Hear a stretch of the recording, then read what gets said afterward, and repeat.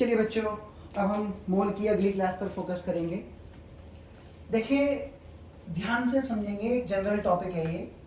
जैसे मान लीजिए मैंने आपसे कहा मोलर मास ऑफ CH4 निकालिए, तो मोलर मास ऑफ CH4 आप जब निकालेंगे तो मोलर मास ऑफ CH4 आप ऐसे निकालेंगे कि molar mass of carbon plus में 4 into molar mass of hydrogen. ठीक है, ये दोनों आपने लिख दिए। अब मोलर मास ऑफ कार्बन आपके सामने है 12 और प्लस में 4 इंटू 1, यानी कि अगर मैं बात करूं तो ये मेरा आ गया 16 ग्राम पर मोल। अब यहां मैं क्या पूछता हूं, ध्यान समझिए। ये था मोलर मास ऑफ CH4। मेरा जो क्वेश्चन है वो ये है कि बताओ 80 ग्राम ऑफ CH4 में कितने ग्राम कार्बन होगा। तो बहुत ही सिंपल सी बात है, यहाँ पर मैंने पूछा 80 ग्राम कार्बन में 80 ग्राम CH4 में कितने ग्राम कार्बन होगा। तो CH4 का मोलर मास है 16 ग्राम पर मोल और इस 16 में 12 ग्राम कार्बन है, तो मैं लिखूंगा 16 gram of CH4 contain 12 gram of carbon. तो 1 gram of CH4 contain 12/16 gram of carbon. तो 80 gram of CH4 contain 12/16 into में 80, तो यहां पर आ गया 5, ये हो गया 60। बात क्लियर। अब सबसे पहली बात दोबारा देखेंगे। मान लीजिए मैं आपसे कहता हूं मोलर मास ऑफ H2O, ठीक, या मोलर मास ऑफ H2O निकालने से पहले आप ध्यान से मेरी बात को सुनेंगे अब, ठीक। चलिए मैं आपको क्वेश्चन बना के देता हूं, ठीक है, क्वेश्चन समझेंगे आप। क्वेश्चन मैं आपको दे रहा हूं इस बार ऐसे, बताइए 90 gram of 90 gram of H2O में कितने ग्राम हाइड्रोजन और कितने ग्राम ऑक्सीजन है। तो पहले ध्यान से समझेंगे आप इस चीज को। पहले आपको मोलर मास निकालना पड़ेगा। मोलर मास आप कैसे निकालेंगे, देखिए ध्यान से। आप लिखेंगे अभी इस जगह पर मोलर मास ऑफ H2O, कैसे लिखेंगे, molar mass of hydrogen into 2 plus में मोलर मास ऑफ ऑक्सीजन, यानी कि molar mass of hydrogen 1 into 2 plus में 16, यानी कि 2 प्लस 16, इसे मैं कहूंगा 18 ग्राम पर मोल। अब आप यहां समझेंगे ध्यानपूर्वक। मैंने जानबूझ के हाइड्रोजन के पार्ट को ग्रीन से लिखा है और ऑक्सीजन के पार्ट को मैंने लिखा है किससे, ब्लैक से। मुझसे पूछ रहा है 90 ग्राम वाटर में कितने ग्राम हाइड्रोजन है, तो मुझे साफ साफ पता लग रहा है 18 ग्राम में 2 ग्राम है, तो मैं लिखूंगा 18 gram of H2O contain 18 gram of H2O contain 2 gram of hydrogen. तो 1 gram of H2O contain 2/18 gram of hydrogen.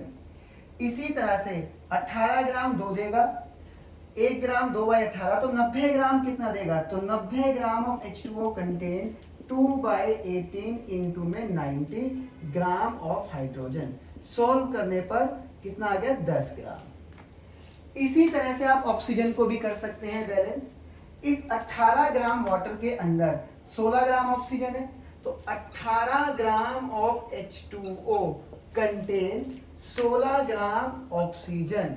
तो 1 gram of H2O contain 16/18 gram of oxygen.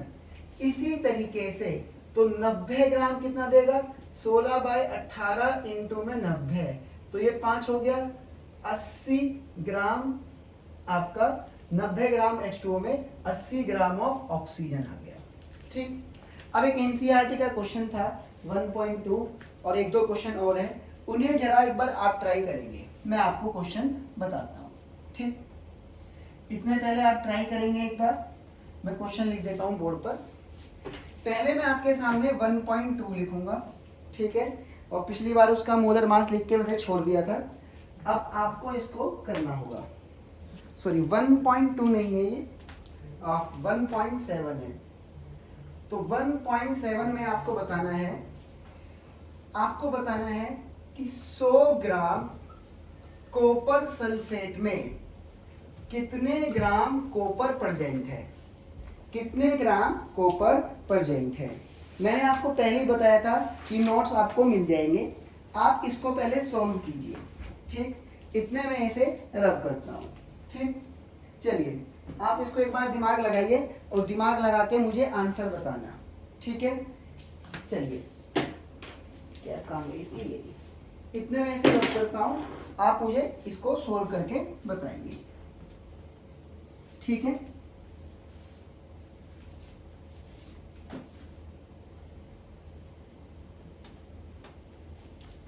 कीजिएगा, इसको सोल्व कीजिए।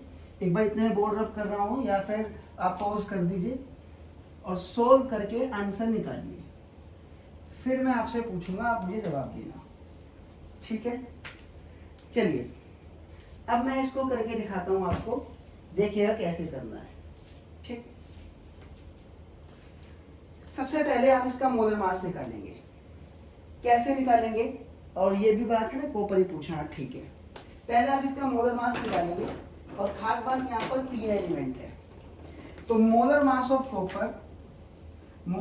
ऑफ कॉपर सल्फेट बराबर, तो मैं यहाँ लिख रहा हूँ इस चीज को ऐसे कि molar mass of copper plus molar mass of sulphur plus molar mass of 4 into molar mass of oxygen. ठीक, एनसीईआरटी का क्वेश्चन है। Molar mass of copper 63.5, molar mass of sulphur 32 और मोलर मास ऑफ ऑक्सीजन आप जानते हैं 4 into 16।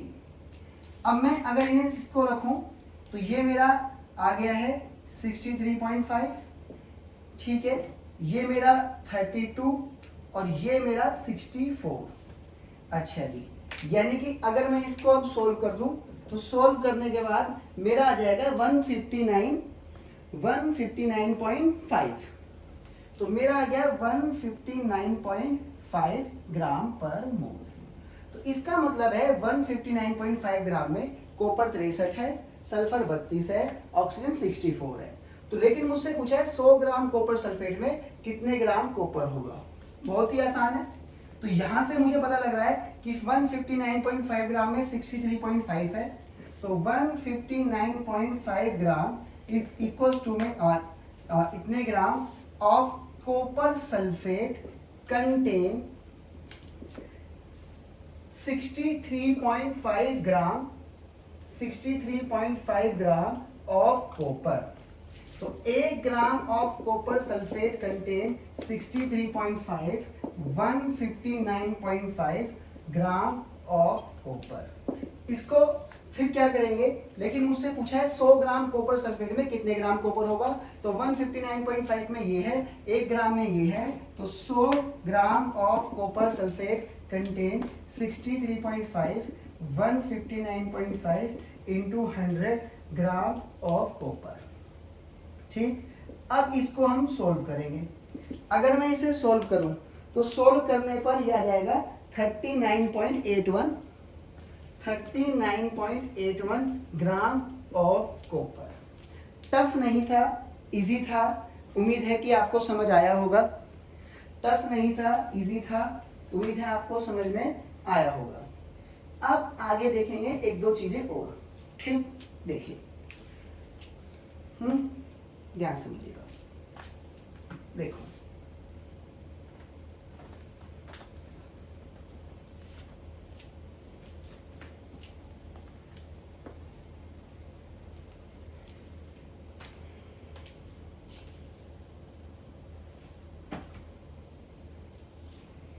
देखिएगा। ठीक, सबसे पहले अब मैं आपको एक चीज बताने जा रहा हूं, आपको ध्यानपूर्वक समझना पड़ेगा इस चीज को कि 1 मोल इक्वल्स टू होता है मोलर मास की। गलती नहीं करनी है बिल्कुल भी।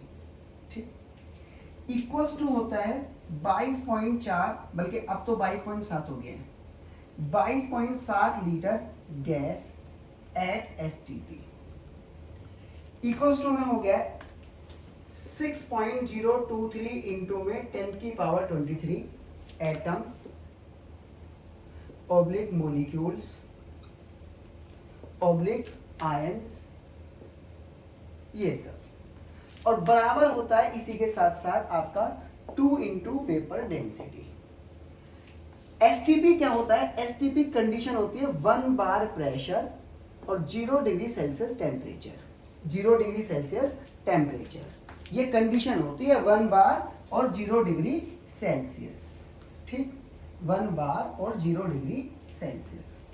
अब आप ध्यान पूर्वक मेरी बातों को समझेंगे अच्छे तरीके से, जो मैं समझाना चाह रहा हूं आप लोगों को। सबसे पहली बात, मैंने आपको इतनी बात तो समझा दी कि कैसे कैसे क्या करना है। अब इसको हम यूज करेंगे एक एक करके। ठीक, देखिए मोलर मास निकालना पड़ेगा। क्वेश्चन है आपके सामने, कैलकुलेट द मोलर मास, ये क्वेश्चन है। ठीक, सबसे पहले इसके अंदर फर्स्ट पार्ट में मैं आपसे कह रहा हूं ध्यान से समझना कि ये एक गैस है 10 लीटर एक गैस है, उसका नाम X है, और इसका वेट है, मान लीजिए मैं कह रहा हूं 40 ग्राम, और आपको इसका मोलर मास निकालना है। तो अब ध्यान समझिए, 10 लीटर कंटेन 40 ग्राम, 10 लीटर गैस कंटेन 40 ग्राम, तो 10 लीटर के जो सामने होगा वो मोलर मास नहीं होगा। 10 लीटर के सामने जो होगा वो मोलर मास नहीं होगा। 22.7 लीटर के सामने 22.7 लीटर के सामने जो चीज होगी वो मोलर मास होगी। तो 10 लीटर कंटेन 40 ग्राम, तो 1 लीटर कंटेन 40/10, और 22.7 लीटर कंटेन 40/10 इंटू 22.7, 0 से 0 गई, इसको मल्टीप्लाई करके सॉल्व कर लेंगे।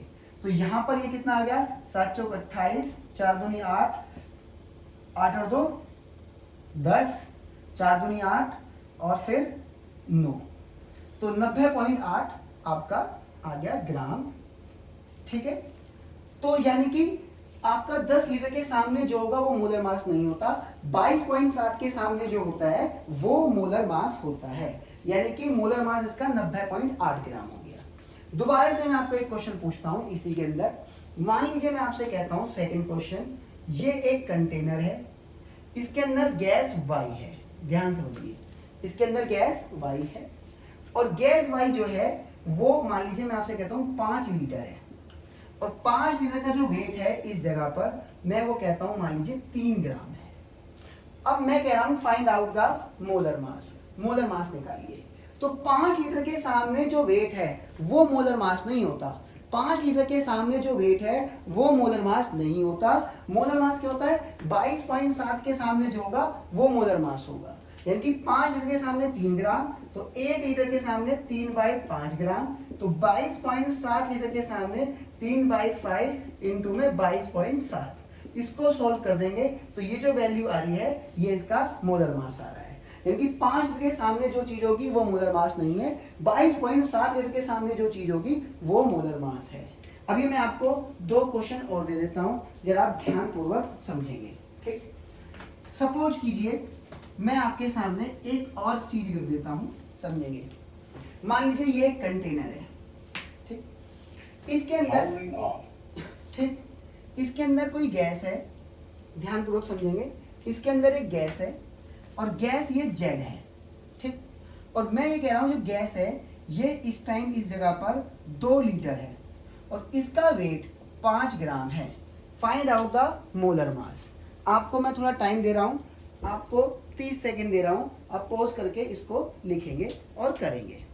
ठीक, बताइएगा। Your Zook rocket is ready to pair.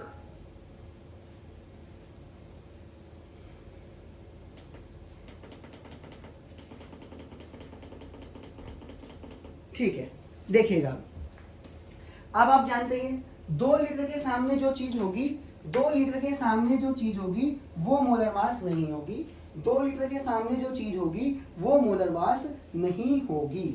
Molar mass क्या होगा, 22.7 लीटर के सामने जो होगा वो मोलर मास होगा। यानी कि 2 लीटर के सामने 5 ग्राम, 2 लीटर के सामने 5 ग्राम, 2 लीटर के सामने 5 ग्राम, तो 2 लीटर के सामने कितना है 5 ग्राम, तो 1 लीटर के सामने 5/2 ग्राम, तो 22.7 लीटर के सामने कितना होगा 5/2 इंटू में 22.7।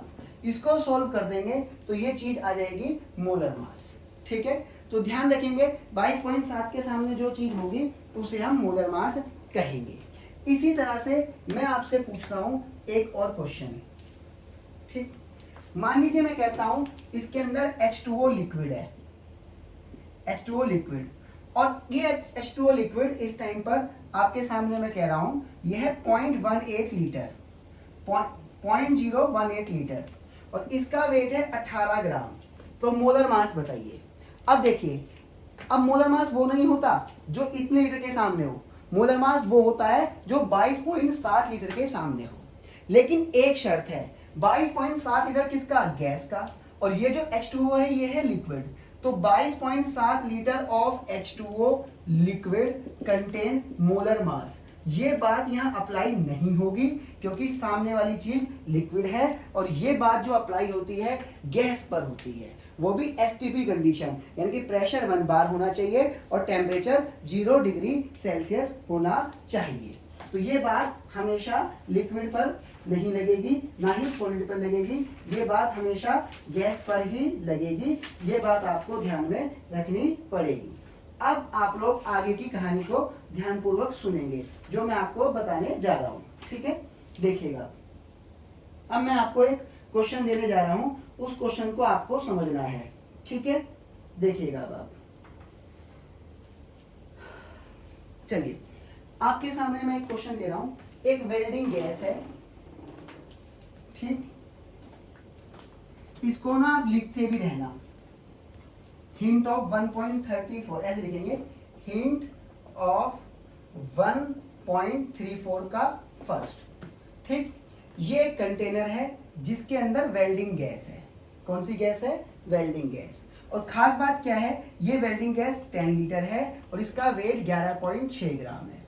आपको मोलर मास निकालना है, आपको मोलर मास निकालना है। एक क्वेश्चन है हमारा 1.34, वो बहुत ही टफ क्वेश्चन है। एक क्वेश्चन है हमारा 1.34, बहुत ही टफ क्वेश्चन है, तो उसके लिए कुछ चीज़ों की जरूरत है जो मैं आपको बता रहा हूँ। तो सबसे पहले मैंने पूछा 10 लीटर वेल्डिंग गैस है जिसका वेट 11.6 ग्राम है, find out the molar mass. तो 10 लीटर के जो सामने होता है वो मोलर मास नहीं होता। 10 लीटर के सामने जो होगा वो मोलर मास नहीं होता। 22.7 लीटर के सामने जो होगा वो मोलर मास होगा। यानी कि 10 लीटर के सामने 11.6, तो 1 लीटर के सामने 11.6/10, और 22.7 लीटर के सामने 11.6/10 इंटू में 22.7। तो इसको सोल्व करेंगे तो 26 के आसपास आ जाएगा, 26 ग्राम। तो 22.7 लीटर के सामने जो चीज होती है, 22.7 लीटर के सामने जो चीज होती है उसे हम लोग मोलर मास कहते हैं। तो मोलर मास यहाँ पर 26 ग्राम होगा। यहाँ तक बात क्लियर हुई आपकी? मोलर मास यहाँ पर 26 ग्राम होगा। अब मोलर मास के साथ साथ अब एटम से भी रिलेशन को ध्यानपूर्वक समझेंगे कि एटम के साथ रिलेशन किस तरीके से चलता है। देखिए,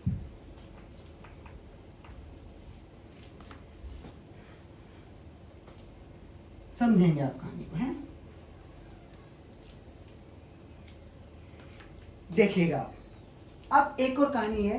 देखिए, 6.023 इंटू 10⁻23 के सामने जो चीज होती है उसे हम मोलर मास कहते हैं। अगर इतने एटम, इतने मॉलिक्यूल, इतने आयन हुए तो उसे, उसके सामने जो वेट होगा उसे हम मोलर मास कहेंगे। मैं आपको क्वेश्चन समझाता हूं। मैं आपसे कहता हूं calculate the molar mass, calculate the molar mass. अब मैं आपको क्वेश्चन देता हूं। मैं आपसे कह रहा हूं ये एक कंटेनर है, इसके अंदर बहुत सारे मॉलिक्यूल हैं और ये मॉलिक्यूल X2 के हैं। अब ये जो मॉलिक्यूल है मैं आपके सामने लिख रहा हूं, ये मॉलिक्यूल है, ध्यान समझेंगे आप, 3.01 इंटू 10⁻22। ये इतने मॉलिक्यूल ऑफ N2 हैं, इतने मॉलिक्यूल ऑफ X2 है। लेकिन उसने इसका वेट कह दिया, इसका जो वेट उसने मुझे बता दिया 12 ग्राम। अब मुझसे कह रहा है find out the molar mass. अब इतने मॉलिक्यूल के सामने जो वेट होगा वो मोलर मास नहीं होता। मोलर मास क्या होता है? 6.023 इंटू 10 की पावर 23, 6.023 इंटू 10 की पावर 23 के सामने जो वेट होता है उसे मोलर मास कहते हैं।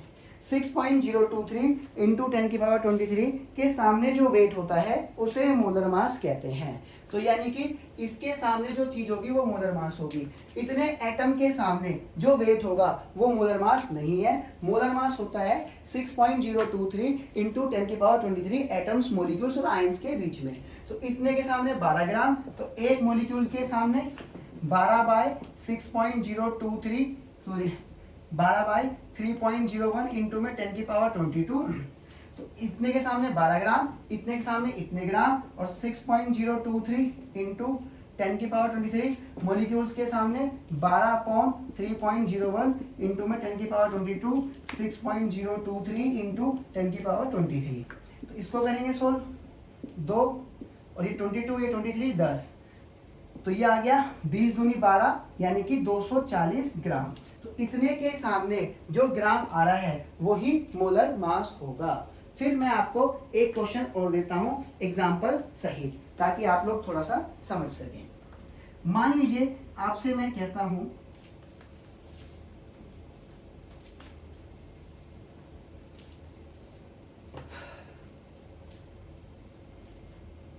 मैं कहता हूं आपसे 1.56 इंटू 10 की पावर 23 मोलिक्यूल ऑफ